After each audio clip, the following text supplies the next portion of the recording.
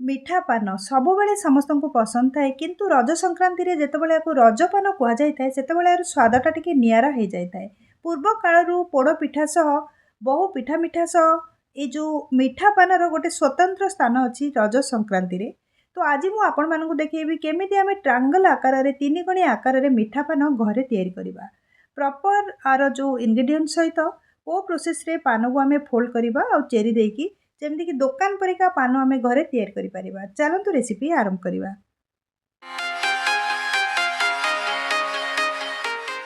ମିଠା ପାନ ପାଇଁକି ଏଇସବୁ ସାମଗ୍ରୀ ଗୁଡ଼ାକ ମୁଁ ନେଇଯାଇଛି। ଆପଣ ଦେଖିପାରୁଥିବେ ବହୁତ ଗୁଡ଼ାଏ ଜିନିଷ ମିଠା ପାନରେ ପଡ଼ିଥାଏ। ଯେମିତିକି ପ୍ରଥମ ତାଟିଆରେ ଆପଣ ଦେଖିପାରୁଥିବେ ଟୁଟି ଫ୍ରୁଟି ଅଛି, ତାପରେ ଚେରି, କିଛିଟା ଟୁଥପିକ୍ ମୁଁ ନେଇଛି ସଜେଇବା ପାଇଁକି, ଲବଙ୍ଗ ନେଇଛି, ଚୂନ, ତା ପାଖରେ ଅଛି ପାନ ମଧୁରୀ। ଆକୁ ଛାଡ଼ିକି ବହୁତ ଲୋକ ଅଲଗା ଅଲଗା ପ୍ରକାର ବି ଜିନିଷ ଏଥିରେ ପକେଇଥାନ୍ତି।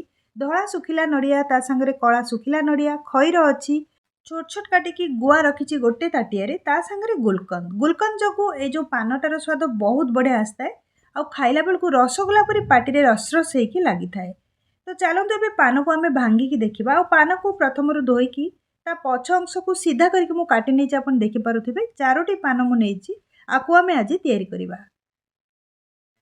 ଗୋଟେ ପାନ ନେଇଯିବା। ପାନ ନର୍ମାଲି ପଛପଟେ ସବୁ ମସଲା ଦିଆଯାଇକି ଫ୍ରଣ୍ଟ ସାଇଡ଼୍ଟା ଭଙ୍ଗା ଯାଇଥାଏ।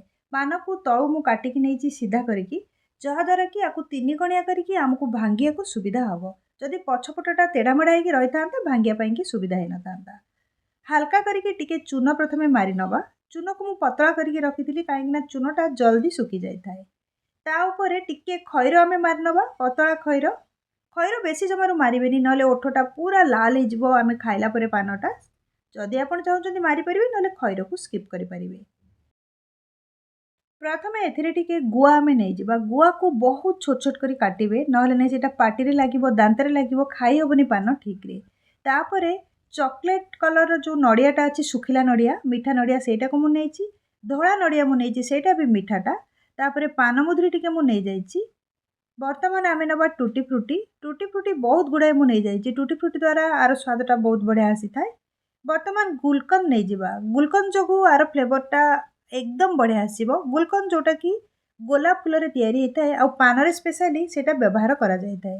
ଏମିତି ବି ଗୁଲକନ୍ଦରେ ବହୁତ ପ୍ରକାରର ରେସିପି ହେଇଥାଏ। ବର୍ତ୍ତମାନ ପାନକୁ ଆମେ ଫୋଲ୍ଡ କରିବା। ତଳ ଅଂଶଟାକୁ ମୁଁ ଯେଉଁ ରଖିଛି, ପାନପତ୍ରର ଯେଉଁ ଗୋଜିଆ ଉପରି ଭାଗ ଅଂଶଟା ମୁଁ ତଳକୁ ରଖିଛି। ଆପଣ ଦେଖିପାରୁଥିବା ହାତରେ ଯେଉଁ ଧରିଛି, ପ୍ରଥମେ ହାତରେ ଭିତରେ ଥିବା ଷ୍ଟଫିଂ ଗୁଡ଼ାକୁ ସାଇଜ୍ କରିନେବା। ତଳୁ ପ୍ରଥମ ଫୋଲ୍ଡଟା ଆମେ କରିବା। ଯେମିତିକି ପଛପଟେ ଲାଗିଯିବ ପାନପତ୍ରଟା, ସେମିତି ଆମେ କରିବା। ଯେମିତିକି ଦୁଇ ସାଇଡ଼୍ରେ ଦେଖନ୍ତୁ ମୁଁ ପ୍ରେସ୍ କରି ଚାଲିଛି। ପଛ ପର୍ଯ୍ୟନ୍ତ ଫୋଲ୍ଡ କଲା ପରେ ଦୁଇ ସାଇଡ଼୍କୁ ଫୋଲ୍ଡ କରିବା। ଆକୁ ଆମେ ପ୍ରଥମରୁ ଯେଉଁ କାଟି ଦେଇଛେ, ସେଥିପାଇଁ କି ଏଇଟା ଆରାମସେ ଟ୍ରାଙ୍ଗଲ ସେପ୍ରେ କାଟି ହେଇଯିବ। ସାଇଡ଼୍ଟା ଟିକେ ଗୋଜିଆ ରଖି ନେଇଛି। ଗୋଟେ ସାଇଡ଼୍ରୁ ଫୋଲ୍ଡ କରିବା ଚାପିକି, ତାପରେ ସେକେଣ୍ଡ ସାଇଡ଼୍ରୁ ଫୋଲ୍ଡ କରିବା। ତଳୁ ଟିକେ ମୁଁ ମୋଡ଼ି ନେଇଛି, ଏକ୍ସଟ୍ରା ହେଇକି ବାହାରିଥିଲା ପତ୍ରଟା। ଆପଣ ଚାହିଁଲେ ଏପଟ ସାଇଡ଼୍ରୁ ବି ଟିକେ ମୋଡ଼ି ପାରିବେ। ଏବେ ଆମେ ଉପରେ ଗୋଟେ ଲବଙ୍ଗ ଦେଇକି ଆକୁ ଫିକ୍ସ କରିନେବା। ନର୍ମାଲ ଯଦି ଆପଣ ଲବଙ୍ଗ ପାନ ତିଆରି କରିବାକୁ ଚାହୁଁଛନ୍ତି, ଗୋଟେ ଲବଙ୍ଗ ଦେଇକି ଫିକ୍ସ କରିବେ, ଲବଙ୍ଗ ପାନ ତିଆରି ହେଇଗଲା। କିନ୍ତୁ ରଜପାନ ଟିକେ ସ୍ପେଶାଲ ଥାଏ, ସେଥିପାଇଁ କି ଆ ଉପରେ ଆମେ ଗୋଟେ ଚେରି ଦେବା। ମୁଁ ଆପଣଙ୍କୁ ଜଷ୍ଟ ଦେଖିବା ପାଇଁକି ଲବଙ୍ଗଟା ଦେଉଛି। ବର୍ତ୍ତମାନ ଲବଙ୍ଗଟା କାଢ଼ିଦେବା। ଲବଙ୍ଗୀ ପାନ ଆପଣ ଏହିପରି କରିପାରିବେ। ଚେରି ପାନ ଯଦି କରିବାକୁ ଆମେ ଚାହୁଁଛେ, ତାହେଲେ ଆମେ ଗୋଟେ ଟୁଥପିକ୍ ଏଥିରେ ଦେବାକୁ ପଡ଼ିବ, କାରଣ ଚେରିର ସାଇଜ୍ଟା ବଡ଼ ଥାଏ, ନହେଲେ ଫିକ୍ସ ହେବନି ପାନରେ। ତଳ ପଟୁ ଟୁଥପିକ୍ଟାକୁ ଦେଇଦେବା। ପ୍ରଥମେ ଲବଙ୍ଗଟାକୁ ମୁଁ ଏଥିରୁ କାଢ଼ି ନେଇଛି। ତାପରେ ଗୋଟେ ଚେରି ନେଇକି ତା ଉପରେ ରଖିଦେବା। ହାତରେ ପ୍ରେସ୍ କରିଦେବା। ତଳୁ ଟିକେ ଟୁଥପିକ୍ଟାକୁ ସାଇଜ୍ କରିନେବା।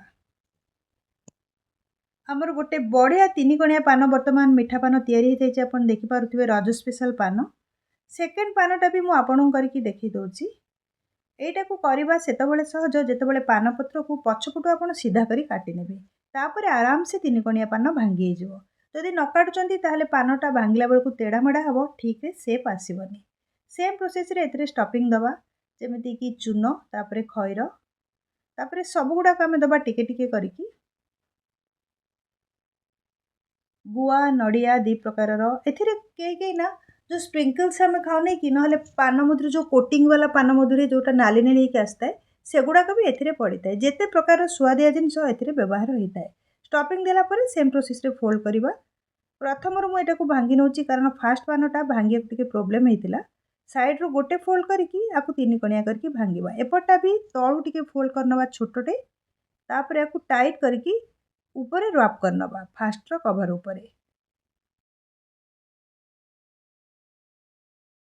एबे गोटे टूथपिक एथिरे दे दबा चेरीटा को ऊपर दबा सब बेले तल पटू टूथपिकटा देबे आ गोजी अंशटा ऊपर को रखिबे चेरीटा को वर्तमान मु दे देछि ऊपर टिके टूथपिक को टाणिकी फिक्स करनबा सेकेंड पानटा भी मु वर्तमान तैयारी कर देछि आउ जो दीटा पान प्लेट रे अछि ताको भी सेम प्रोसेस रे हमें तैयारी करबा चारटा जाक पान वर्तमान तैयारी हो जाइछि किंतु एथिरे टिके कम अछि गोटे जिंस जोटा कि होछि हमर जो मिठा सांगरे दिया जाय थाए ना वर्क गुडाक आपण देखि पारुथिबे जो सिल्वर कलर जेमते काजू कटरी आमे अथवा संदेश खाउचे सेटा भी टिके पान ऊपर दिया जाय थाए मो पाखरे थिला सेति पय मु पान को सजाया पय टिके टिके सिल्वर रो फॉइल टाइप रो जो आस्ता है सेटा को मु दे देछि बहुत बढ़िया वर्तमान आमर पान दिशुचे और खाइबा पय कि तो बहुत टेस्टी गोटे प्लेट रे पान को आमे सजै दबा दुकान भलिया आमर रज पान बहुत बढ़िया दिशुची जोटा कि तैयारी हे गला एथर रजरे आपण थरे रेसिपी को ट्राई करंतु किंतु दुकान में जदि आमे खाउचे तार